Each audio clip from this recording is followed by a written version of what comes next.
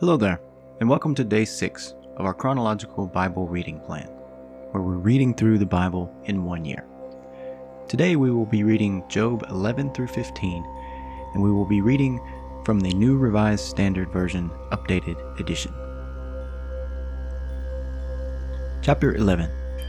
Then Zophar the Naamathite answered, Should a multitude of words go unanswered, and should one full of talk be vindicated? Should your babble put others to silence, and when you mock, shall no one shame you? For you say, My conduct is pure, and I am clean in God's sight. But oh, that God would speak and open his lips to you, and that he would tell you the secrets of wisdom. For wisdom is many-sided. Know then that God exacts of you less than your guilt deserves. Can you find out the deep things of God? Can you find out the limit of the Almighty? It is higher than heaven. What can you do? Deeper than Sheol. What can you know? Its measure is longer than the earth and broader than the sea. If he passes through and imprisons and assembles for judgment, who can hinder him? For he knows those who are worthless. When he sees iniquity, will he not consider it? But the stupid will get understanding when a wild ass is born human. If you direct your heart rightly, you will stretch out your hands towards him. If iniquity is in your hand, put it far away, and do not let wickedness reside in your tents. Surely then you will lift up your face without blemish. You will be secure and will not fear. You will forget your misery. You will remember it as waters that have passed away. And your life will be brighter than the noonday. Its darkness will be like the morning. And you will have the confidence because there is hope. You will be protected and take your rest in safety. You will lie down and no one will make you afraid.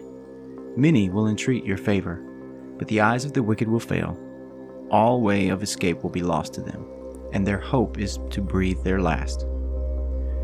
Chapter 12. Then Job answered, No doubt you are the people, and wisdom will die with you.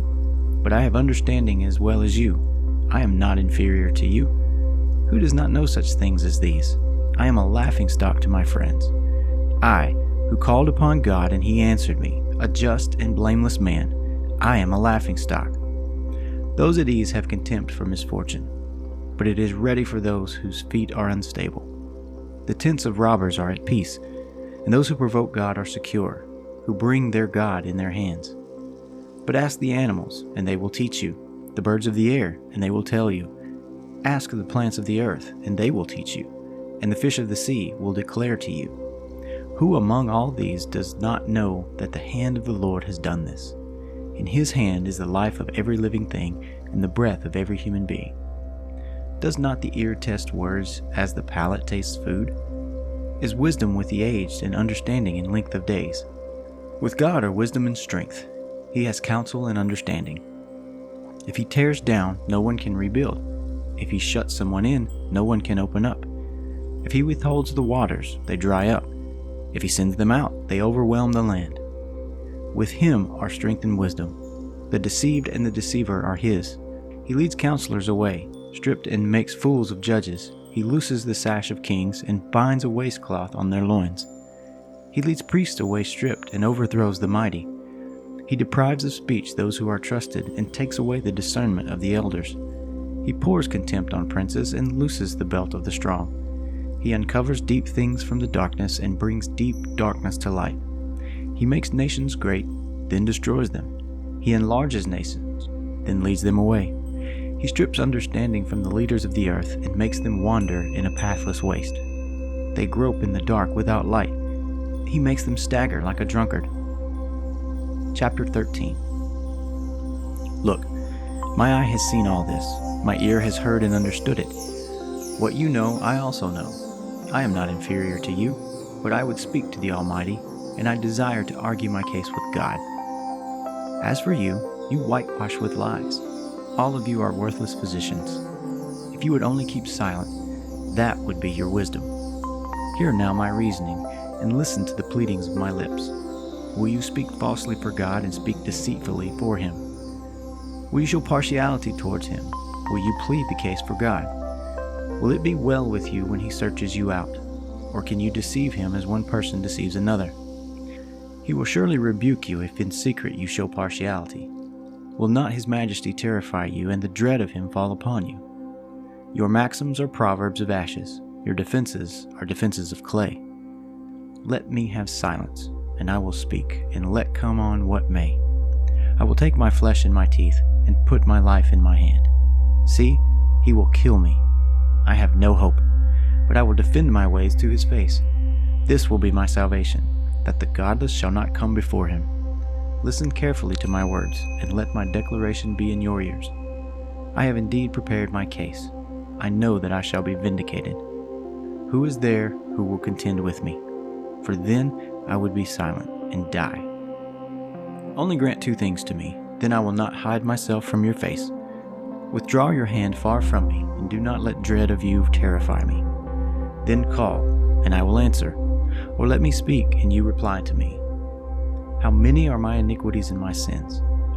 Make me know my transgression and my sin. Why do you hide your face and count me as your enemy? Will you frighten a wind-blown leaf and pursue dry chaff? For you write bitter things against me and make me reap the iniquities of my youth. You put my feet in the stocks and watch all my paths. You set a bound to the soles of my feet.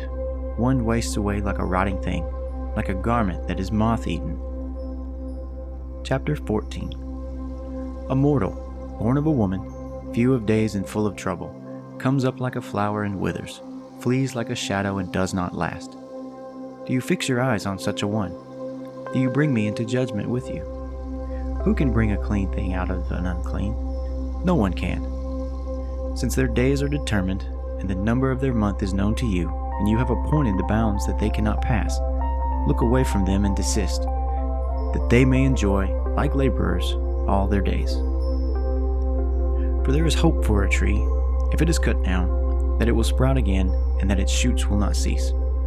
Though its root grows old in the earth, and its stump dies in the ground, yet at the scent of water it will bud, and put forth branches like a young plant. But mortals die and are laid low. Humans expire, and where are they? As waters fail from a lake, and a river wastes away and dries up, so mortals lie down and do not rise again. Until the heavens are no more, they will not awake or be roused out of their sleep.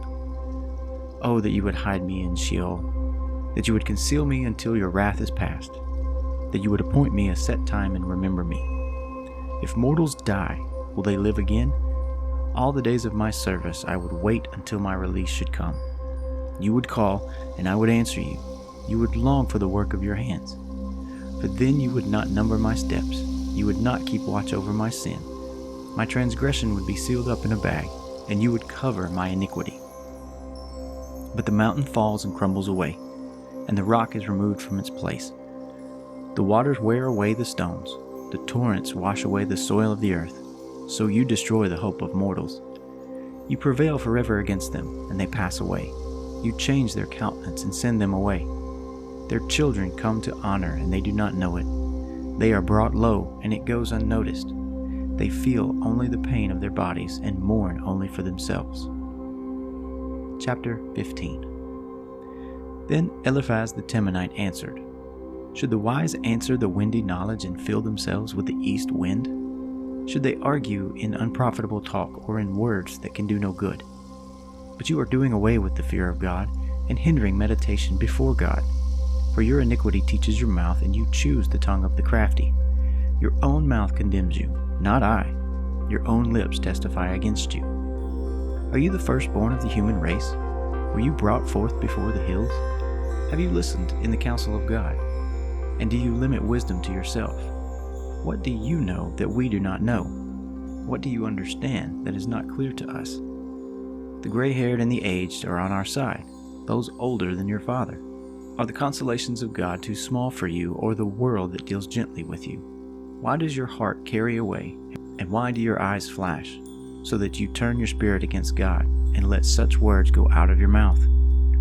What are mortals that they can be clean? Are those born of woman that they can be righteous? God puts no trust even in his holy ones, and the heavens are not clean in his sight. How much less one who is abominable and corrupt, one who drinks iniquity like water?